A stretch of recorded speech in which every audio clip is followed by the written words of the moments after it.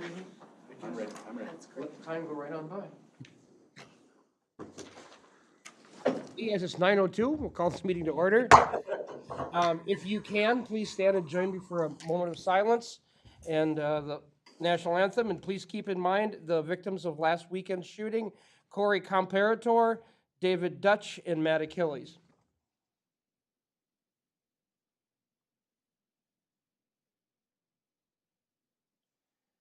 I pledge allegiance to the flag of the United States of America and to the republic for which it stands, one nation, under God, indivisible, with liberty and justice for all. Let's see what we got here. Jerry, you did say something about the national anthem. Are you going to sing for us? No, I'm not going to sing the national anthem. You did say national anthem, so. Did I? Yeah. We all got it. Well, it's going to be one of those mornings. It's a miss on Thursday morning. We're supposed to be here on Tuesday. Adam, do you want to turn up the house mics? There you go, thanks. Yeah, so there we have it. Where are we at here? So let's, at this point, we'd entertain a motion for the approval of the regular meeting proposed agenda. So move. I'll second. Okay, any discussion? All those in favor, please say aye. Aye. Opposed? None, motion carries. Is there anyone for open forum this morning? We have nobody signed up, Board Chair. Thank you very much. The consent agenda. My understanding is we are going to take out item 515 from the consent agenda. Is there any other changes to the consent agenda that I'm not aware of? So that I would entertain a motion to approve the consent agenda minus 515. So moved. Moved by Commissioner Holtz, I'll second. second by Commissioner Danilowski. Any further discussion? Hearing none. All those in favor say aye. Aye. Aye. Opposed? None opposed. Motion carries. So then on to item 515. Thank you, Mr. Chair, members of the commission. Just a couple of notes on this particular item. The county was informed that the state auditor changed some templates in the model resolution back in May. And so today's action is to update the resolution. It really substantively does not change anything, but it does bring it into conformity with the recommendations from the state auditor. I would also note that an interest group had also communicated with several counties expressing concern that this get done prior to the onset of the specific election season. So today's action will bring the county's resolution into conformity with the state standards. And Mr. Chair, if I may, we've also reached out to the advocacy group to let them know this, that we are bringing this before the board for today, my turn for not being able to talk, for consideration today, so. Catherine did say she would play the accordion if you do sing. I've So- got one. Okay, So, Mr. Chair, I'd make a motion to approve the updated resolution. I'll second that. okay, motion by Commissioner Holtz, seconded by Commissioner Gray. All those in favor?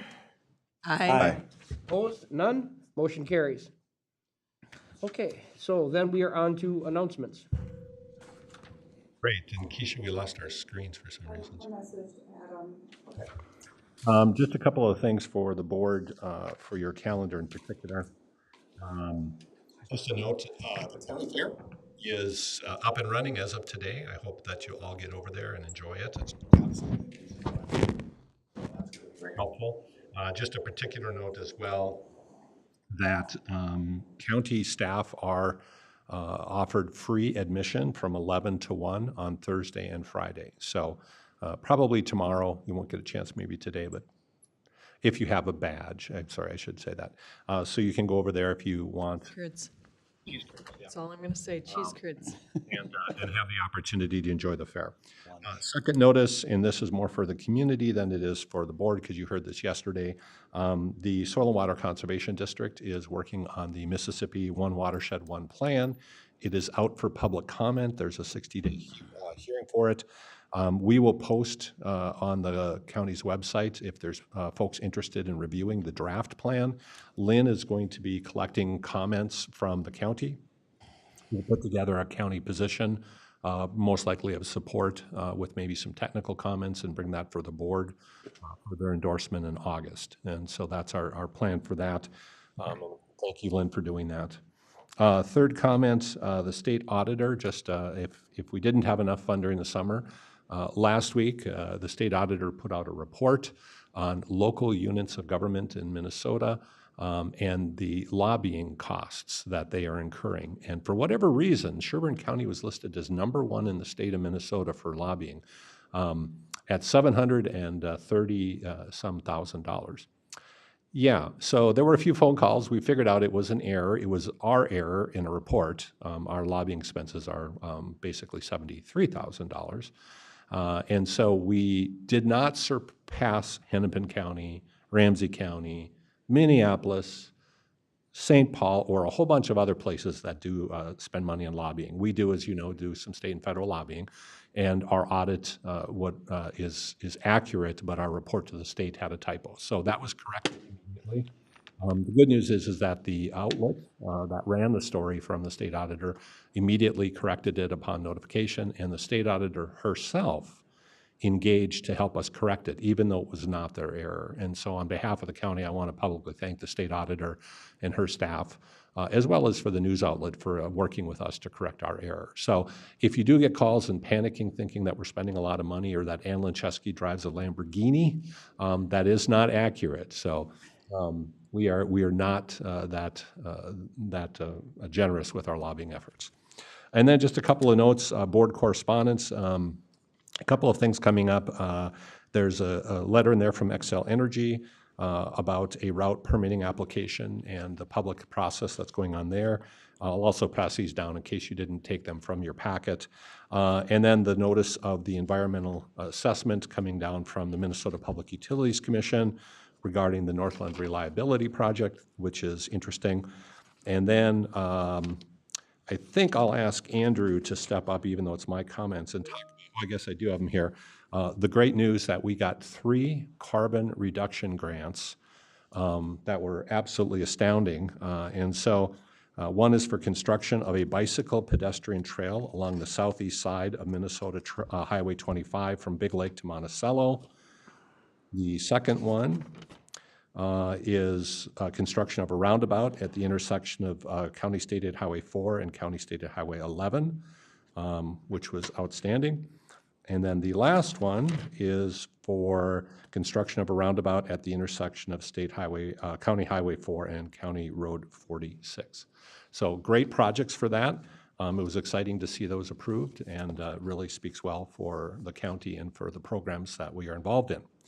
And then I think the last note for correspondence, there was one other note, so I'll let you read it, but just a note that we'll be finishing our budget presentations today, and then at the completion of that, I will post the information on the website for public data, so that if constituents want to see the department briefing slides, as well as the top line, those are all public data, and I want to be sure that they're available. Again, it's what I presented to you, the individual information is not. So we'll go with that. All right. Any questions I can answer? Any questions? Nope. Just a final note for the board. I'll be out of the country for about 10 days starting next week.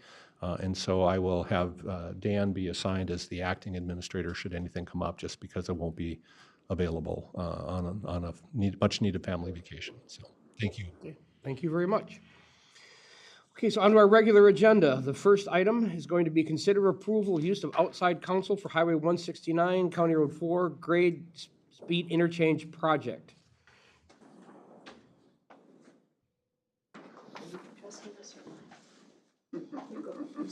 Andrew's going to start while Kathy makes it over. So She has to put away her accordion. Good morning, Mr. Chair, County Board members. Appreciate the opportunity to provide some information in regards to this item. As we continue to work through the property acquisition for 169 and County Road 4 and the unfortunate departure of Mr. Tim Syme, who's been leading that for the county attorney's office, we felt it was probably in the best interest to bring on some private counsel to help with workload issues and situations that are occurring. So this is a contract to get that started and begin working with Kennedy and Graven in regards to that. There is no levy impact to this because based on the amount and eligibility of a number of the fund sources that we received for the interchange project, we are able to utilize those fund sources for this contract for property acquisition. Anything else to add, Kathleen? In terms of qualifications of the firm itself, I think most are familiar that we do use Kennedy and Graven as our bond counsel, Sophia Leike. They've had long representation for counties across the state of Minnesota and are recognized experts in this area. And on top of that, their attorney's fees were reasonable. There you go. That sounded like an oxymoron, but in fact is true. So if you have any questions, I'm happy to answer those. Thank you. So at this point, I guess we'd entertain a motion to approve. Mr. Chair, I'll move to approve the agreement with Kennedy and Graven to assist with legal proceedings required to complete the Highway 169 County Road 4 grade separated interchange project. I'll second. Thank you. Any further discussion? I just wanted to comment, Kennedy and Graven is a very good firm, so I think we'll be served well by their representation for us. Discussion? Yes, and to hear that it's no levy money that was my question. Where the funds coming from? And I had assumed with the funding sources that we've been appropriated that it was going to be covered through that. So thank you. Anyone else? Okay, all those in favor, please say aye. Aye. Opposed? None. Motion carries. Thank you very much. Next would be consider approval of preliminary plat and final simple plat for BKEN Big Lake. Good morning. Good morning, Commissioners. So this is BKEN Big Lake, that's owned by JK Real Estate Services.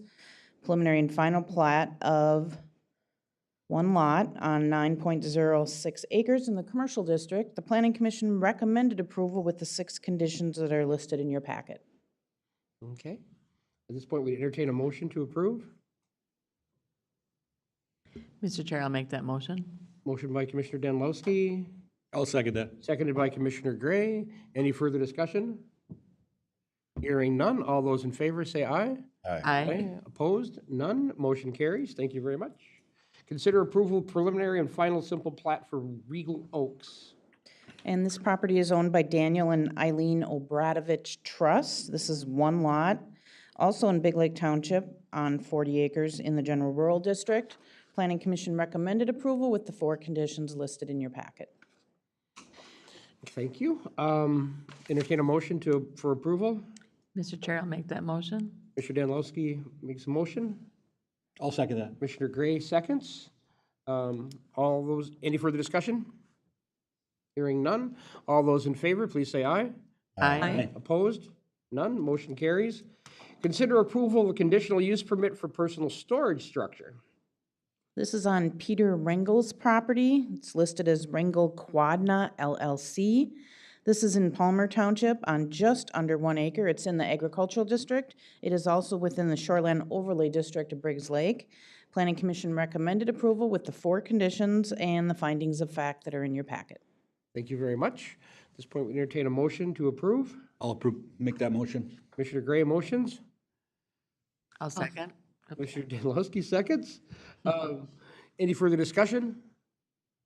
All those in favor, please say aye. Aye. Opposed? None. Motion carries. Thank you. Very much. And then we're going to receive, review, and accept the Auditor Treasurer's monthly report for June 2024. Good morning. Good morning, Commissioners. In your packet, you have the June trial balance, which was prepared by our accounting manager, Sherlyn Kapsner, and the 3-page investment report that I prepared. Investments are above budget by $1,055,000 at the end of June. Interest earnings to date are over $1,700,000, so we have already met budget. They're ahead of last year's number at this time by $378,000. The general fund balance does not include period 1 tax settlement. Actually, Keisha, can you flip to that balance sheet? There you go. That journal entry will be posted now in July. There is approximately $17,886,000 that will go to the general fund with that settlement. The general fund does show behind last year's balance at the end of June by over $4 million. That the general fund also includes the ARPA funds of $3,748,297.77 and the Recorder's Compliance Fund of $466,564. I also included in your packet is the budget to actual. Couple more. There, couple more. Keep going. That you receive. Just a note that that is on the modified accrual basis. The next slide is the actual settlement distribution that's been prepared by Bonnie Jacobs, our property tax manager. There is a typo in my letter. The 9th item from the bottom is the state net tax capacity tax, which is sent to the State Department of Revenue, and that is an additional tax charged on certain properties, and that will also be posted in July in the accounting system. The total 2024 levy for the net tax capacity is $6,496.51. That is actually down by $224,776 from the 2023. On July 5th, we did pay out towns and cities and other taxing districts over $10 million as part of Period 1 settlement. 2024 elections, we are in full swing here.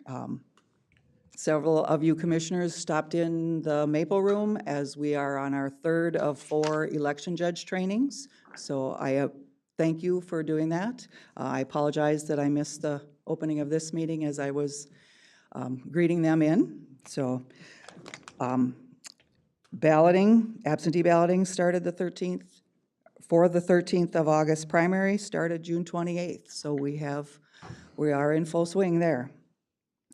The 2023 financial statement and audit, we had to request a 1-month extension because we brought it back in-house again this year, and there's a lot of little things that they need to cross-check, and it's just taken a little longer than we expected.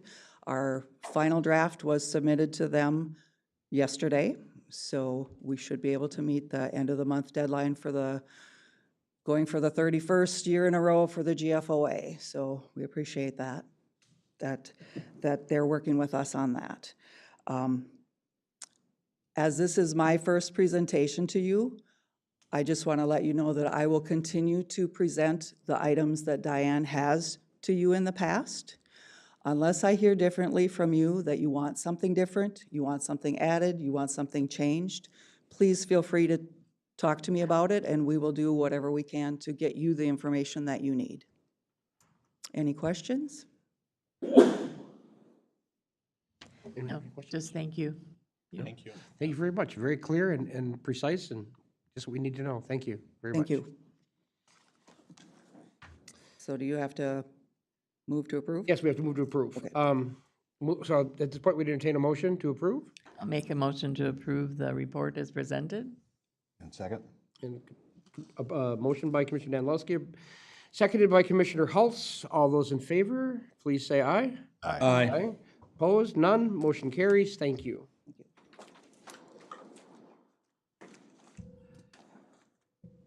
And then next, we're going to consider the appointment of Mr. Larry Fonder as the Sherburne County Veteran Service Officer effective August 20th, 2024. Mr. Messel. Thank you, Mr. Chair, members of the commission. As you know, Bruce Price retired after almost a decade of serving as the County Veteran Services Officer. And so he left us in May. With the board direction, we did start a search for recruitment and selection of a new County Veteran Services Officer. We are very, very pleased with the applicant pool. We shortlisted 10 for semifinalist discussions, and we invited 3 applicants to come in for finalist interviews. 2 county commissioners were able to participate in that. We appreciate very much your time and effort. There were really all 3 were exceptionally qualified candidates. But after discussion, we came to the conclusion to recommend to the county board the appointment of Mr. Larry Fonder. Larry currently serves in Ramsey County in a similar position, but has also worked at the state of Minnesota Veterans Department on claims as well. So he has both state and county VSO experience, as well as a very significant military career behind him. And is also very, very active in his local American Legion and Veterans of Foreign Wars associations. With the county board action today, Larry will give his notice to Ramsey County. It starts a 30-day time clock, so he will report to work on the 19th of August, and with the board permission, would be sworn in officially on August 20th. So the appointment today is for effectiveness of August 20th, which would be the day that he would be sworn in. We are excited. Larry did stop by Tuesday afternoon, met with staff, had a great conversation. And during this time, as he's closing out, he'll be of limited availability. But as soon as he is on board, he would like the opportunity to meet with each and every one of you, spend some time, introduce himself, and hear from you your thoughts on how we can best serve the veterans here in Sherburne County. So it's excited and very pleased to recommend for appointment Mr. Larry Fonder. Is there any, at this point, would entertain a motion to approve? Make that motion? Commissioner Danilowski makes the motion. I'll second that. Commissioner Gray seconds. Any other discussion? I would just like to say, in reading his credentials, I think that we are very fortunate to have someone of his calibers come in and be our Veteran Service Officer. So yes, looking forward to meeting him. Yes, I'm going to echo that. I mean, in going through the interview process, one thing that most impressed me about Colonel Fonder is that he has been a leader like at every point. You know, in initial enlistment, he went from 1 to E5 in the infantry, which is not something that happens.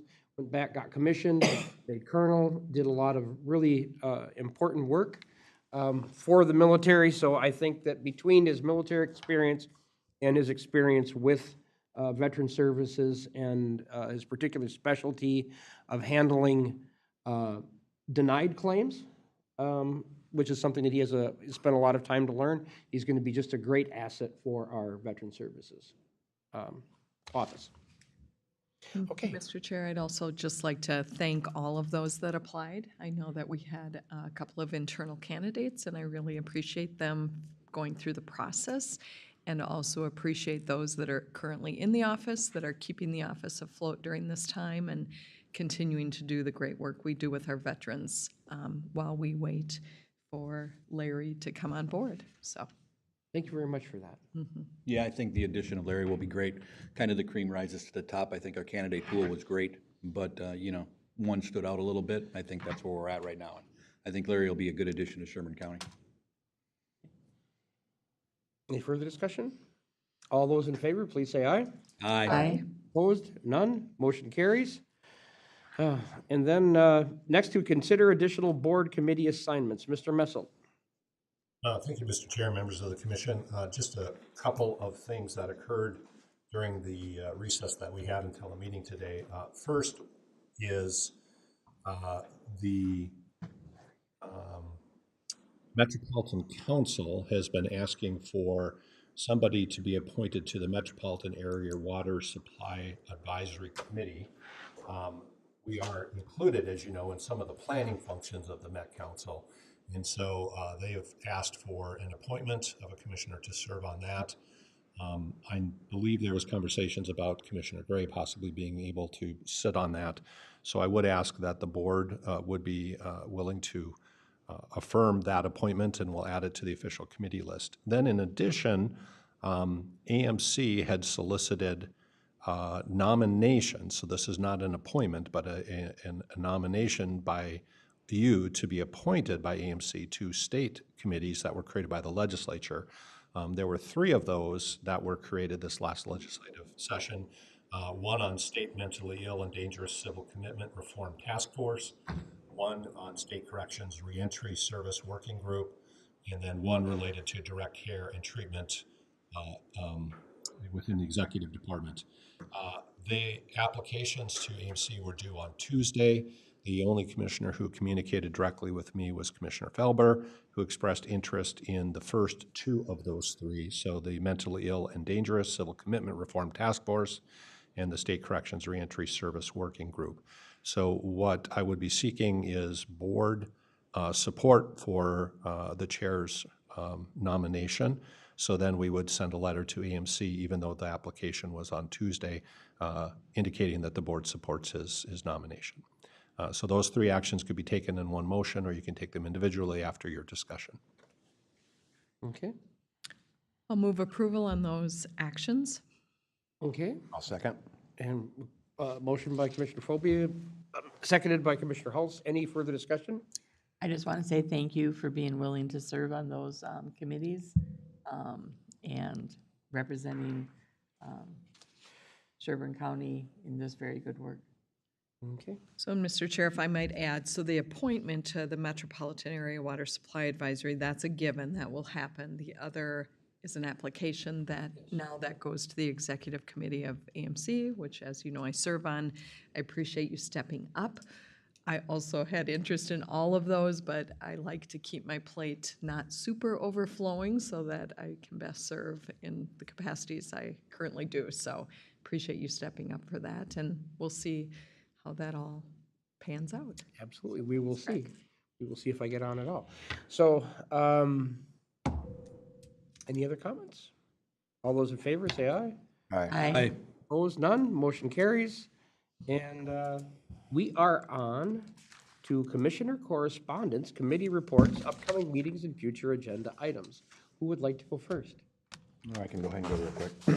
So just a couple of notes. It's been a while since our last meeting, but since that last meeting, I did attend the ribbon cutting for the new, I've lost the name of it, the builders. It's that kind of a day. Yeah, over the old movie theater. The second thing is I just want to reemphasize on the one watershed plan for the Mississippi watershed. Once again, that 60-day comment period has started. So anyone that's interested, as Bruce said, that'll be posted to our various social media.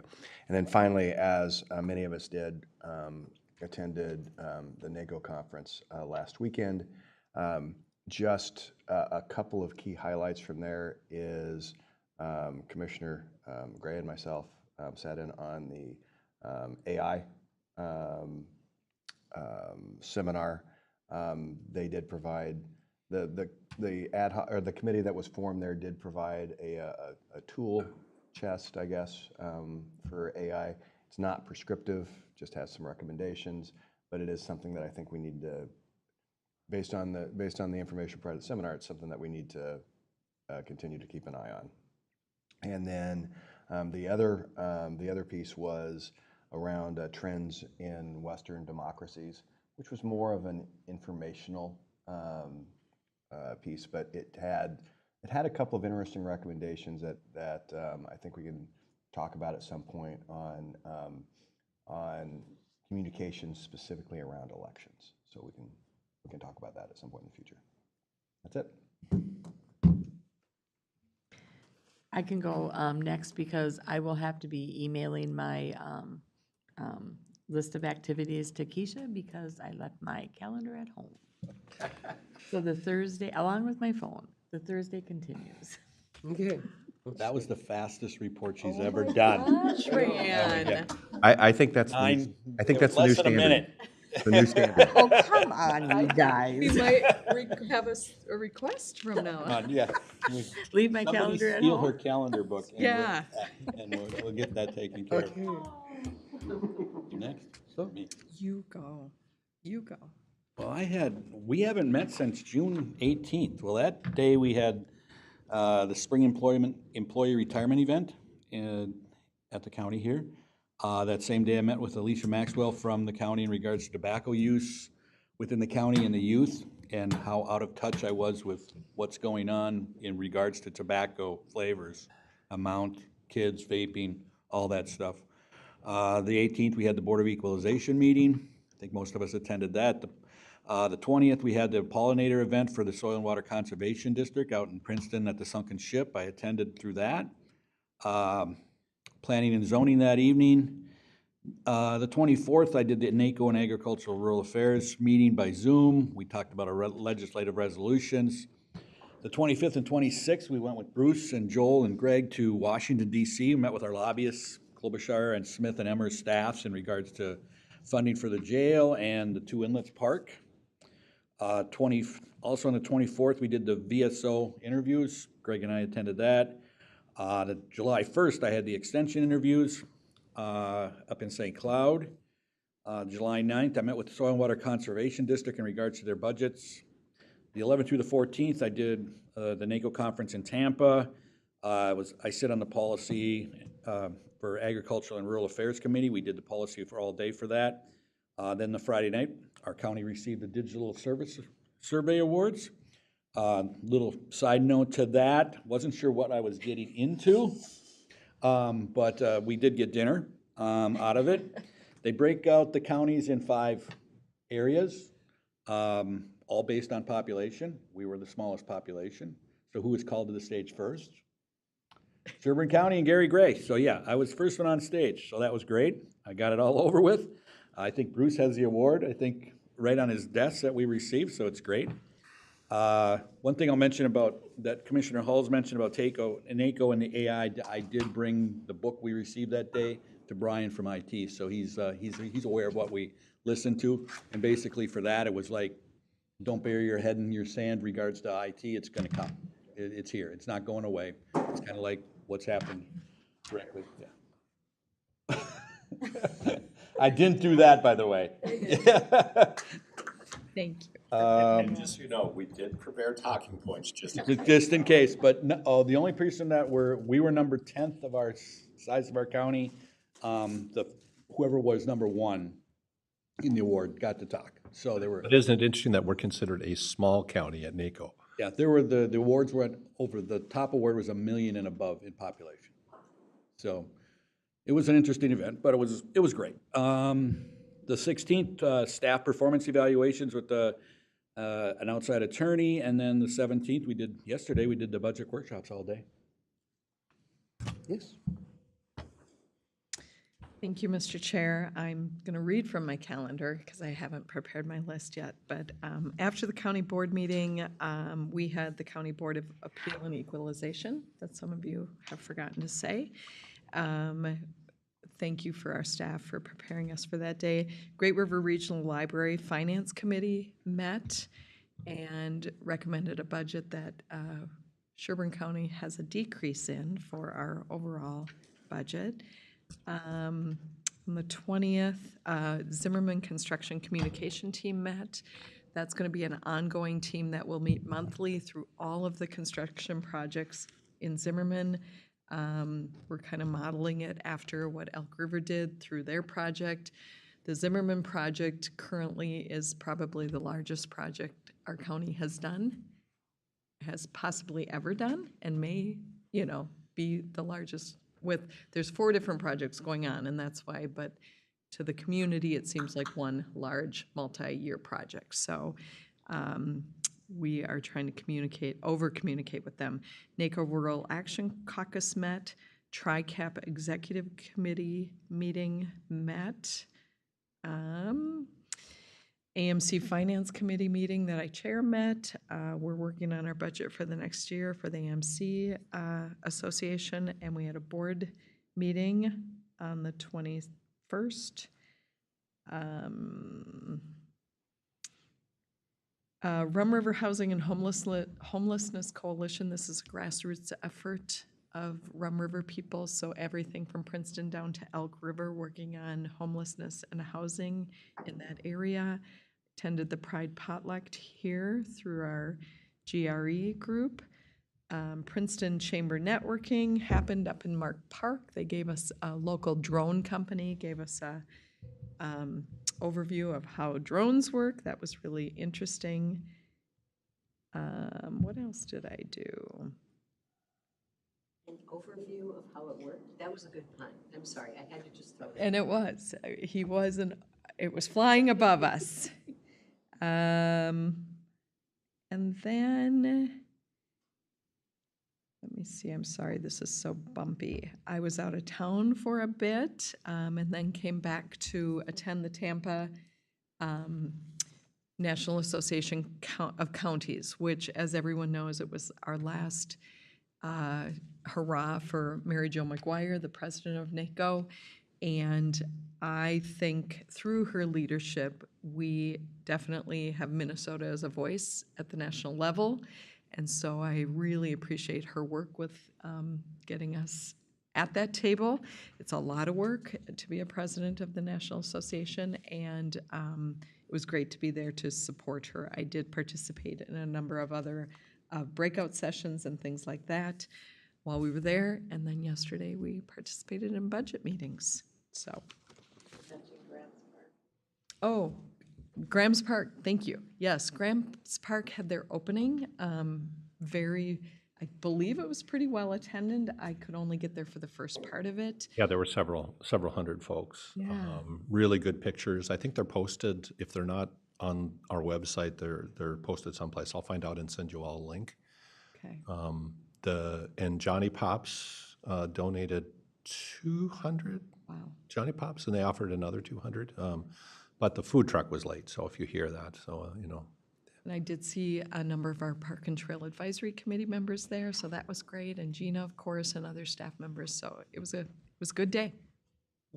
And it's getting a lot of positive press on Facebook forums as well. Everybody can't say enough good things about how much they appreciate the park, and also they really are loving the outdoor play area that is natural in its design.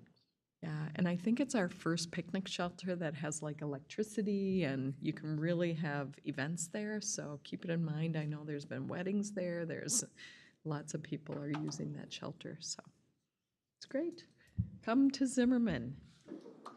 Okay, well, let's see. So a lot of what I did was been covered. But first of all, I want to say it's French American Month this month. It is also Disability Pride Month and National Minority Mental Health Awareness Month. I'm going to try to mention these in my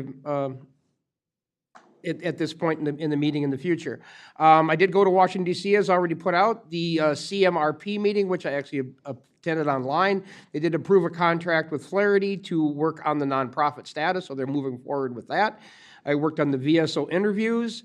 I went to the DEIB meeting, and we did get an Inclusive Employer Award meeting from the Minnesota Jobs and Training, which is a good thing for us in terms of attracting employees to Sherburne County. Bounce down to my next set of notes here.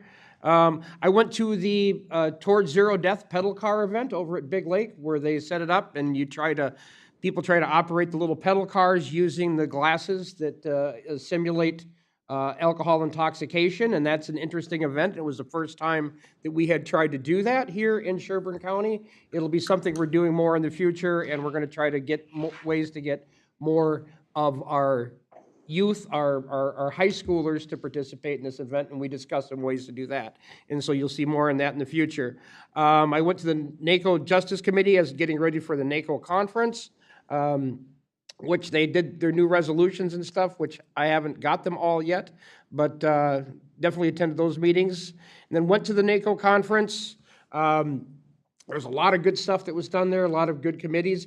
Probably the one that I found the most exciting, if you can think of this being exciting, is I went to a tour for a waste-to-energy facility in Hillsborough County there. They have 9 waste-to-energy facilities where they're burning trash to produce energy for the community in the state of Florida. This particular facility takes in half of the trash from Hillsborough County. What's interesting, and I've been doing additional research on waste to energy, whether it's municipal waste or biomass waste, is that all of this stuff is not necessarily carbon neutral or carbon negative, but it is overall greenhouse gas neutral. So even though our emphasis here in Minnesota has been on switching to carbon neutral things, we need to really try to, and as we talked about yesterday a little bit during our budget meeting, and work on building a little bit of a coalition, because this waste to energy could be solving multiple problems for us, where we're getting rid of some of our solid waste, which is an issue, and we could be creating baseload 24 hours, 7, good energy. And it's interesting to note that in one of the things I found interesting is that Switzerland, which is considered a pretty progressive country and has their stuff together, has 30 of these burners working and actually burn the vast majority of their waste. So that's something worth working on. I also participated in the employee review. And then I went to a child care listening session. The state of Minnesota is looking at changing the child care regulations from approximately 27 pages to 97 pages. It's a lot. It's a lot of regulation. And what I've been finding out since I've heard about this, and what I found at the listening session, is that most of your home-based care providers are vehemently opposed to this regulation, finding it too onerous. It was mentioned by staff from Mille Lacs County that the majority of their child care providers will not be able to meet these new standards. So the important thing with this, I think, is that there is still a review period going on this through October, and it's available on the State of Minnesota Department of Human Services website. So I would encourage everyone to go through there, look at it, and did I miss the date? No, you got it right. I was just going to add a postmortem when you're done, so. Okay, and then comment on this, because it's going to be something that, the safety of our children is of paramount importance. There's no question about that. But we do have a tendency as government to tend to overregulate. I mean, like literally one of the things that they put in here is that if you have toddlers in your group, and for every, I don't remember if it's 8 or 10 toddlers, you have to have 3 sets of blocks that are at least 20 blocks, different shapes, different colors. Now, if that's going to be something that will be insanely difficult to actually regulate. We're not going to be able to go to these big centers or small centers. Our people don't have the time, and it doesn't really matter if the kids threw one of the blocks in the trash. While I was at this last meeting, one of my neighbor kids stuck a pea up his nose, and they had to go to the hospital. My neighbor sent me a thing to let us know that they were at the hospital and to keep an eye on the house. But so that's something that children do. So we have to be realistic about the group that we're trying to serve. And you said you had something to add to this? I really appreciate that you went. AMC has also convened a working group, and I was fortunate enough to attend it as well. Tomorrow, the county administrators are meeting in Duluth, and I'll have an email report to update to supplement that. But basically, AMC is trying to develop the same set of responses to the state agency. The 2 things that came out of that group, which were helpful, and I'm sure you heard this as well, are really 3 things. One is that home-based daycares are fundamentally different than corporate daycares, and the regulation should be different.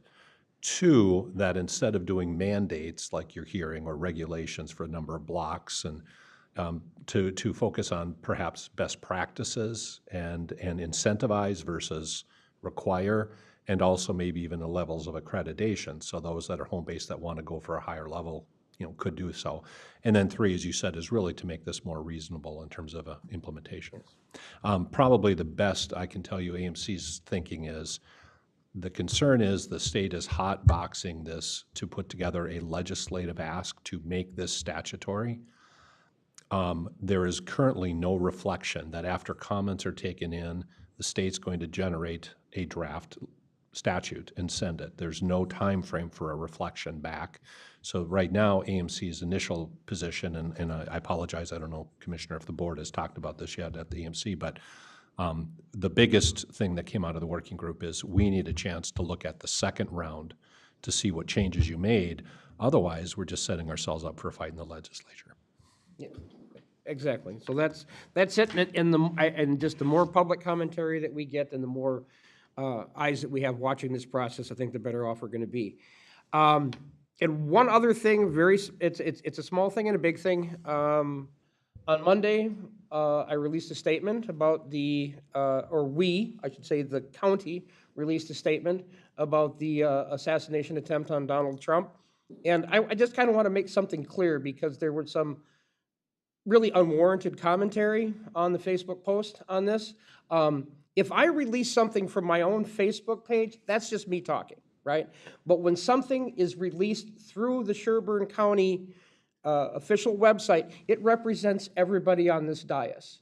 There will be at least some consultation, usually due to Minnesota open meeting laws, done through Mr. Messels, our administrator. That's how we have to do these things. But like in this particular case, we happen to be out and available in Washington, and the very preliminary and what the initial things we decided was actually Commissioner Hulse, Commissioner Philby, and I sat and put this thing together. So I want people to understand that when we release these things, it does represent the opinion of this entire board and not just one of us, and it shouldn't be used to take shots at members of this board. I find that very offensive. Other than that, I don't have anything. One thing to add to your, and thank you for those comments, one thing to add to the childcare process is I still feel that there's a need to be touching base with the members of the legislature to understand what we are hearing from our constituents in this regards, to try to get ahead of this, like Administrator Messelt said. They have to hear from us as well and hear from you. So it's important to have those communications so we don't end up in a situation where this is an animal that's going to be presented and we're going to be trying to defend against it. So thank you. Very much. If we don't have anything else, we are going to. If the board's okay, we can take a 10-minute recess. Amanda came early so that we can start at 10 o'clock, or Yes. yeah, 10 o'clock, so we'll be a little bit ahead of schedule for you We'll today. take a break now, and then we'll be moving on to our budget. So you want to recess or adjourn the regular meeting and reconvene the workshop? Yep, we're going to adjourn the regular meeting and reconvene the workshop. Yes, absolutely, at this point. I'll even use the gavel. Chair.